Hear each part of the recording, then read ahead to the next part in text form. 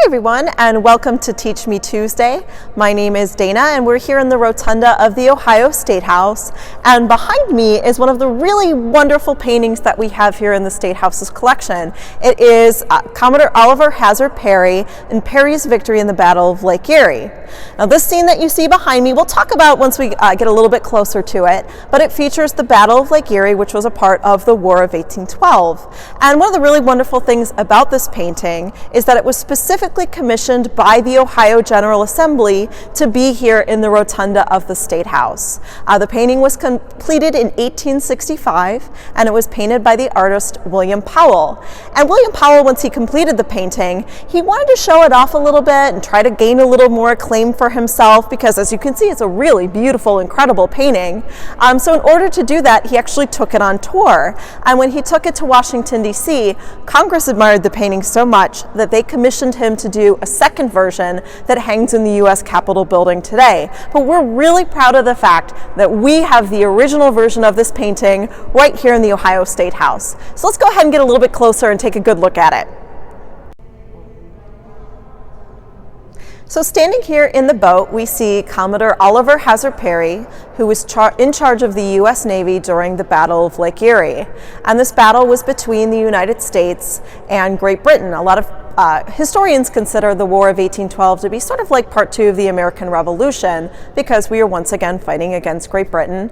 And at this point in time, Canada was still a British colony. So the reason why the Battle of Lake Erie was so important was because Lake Erie served as sort of the buffer zone between the United States and Canada, a British colony, because a lot of British forts were located along the lakes. And if you could control the lakes, you were able to control who moved their military, who moved their goods and supplies. So the Great Lakes were very significant to the War of 1812.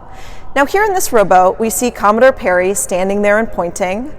He is in a rowboat along with some of his men because his original flagship, the Lawrence, took all of the heavy damage by the British cannon fire at the very beginning of the battle. And it was so severely damaged that Perry and his men had to abandon ship, get onto a rowboat. They had to row almost a mile through open water during the battle, which was a very dangerous thing to do. And they were lucky that they safely made their way on over to the Niagara. And then Perry took command of the Niagara and was able to win the Battle of Lake Erie from that ship. Right now, the scene that we are looking at is the rowboat itself. Most likely, it's just recently left the Lawrence. The ship that you can see all the way over in the left-hand corner is probably the Lawrence. And we see a lot of men on that rowboat. Some of them look like they have been injured. You can see bandages wrapped around their face. There's a little boy holding onto Perry's coat. That's Oliver Hazard Perry's younger brother, James Alexander Perry. We do know that he was serving as a midshipman at the time. However, he was so young that most likely he wasn't actually on this rowboat. He probably stayed back on the Lawrence and they waited until the battle was over and then they collected him. One of the main reasons that Perry was able to win the Battle of Lake Erie was he actually got a little bit lucky. Originally the winds were favoring the British, but during the battle the winds shifted directions, and when that happened, Perry was able to maneuver the ships, so he actually captured all of the British ships that were involved in this battle.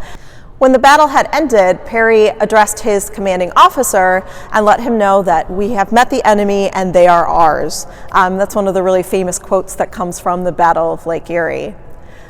This painting is really one of the crown jewels of the collection here at the Ohio State House. Like I said, it was completed in 1865, so it's almost as old as the State House itself, which was completed in 1861. So we're very proud to have it here in our collection.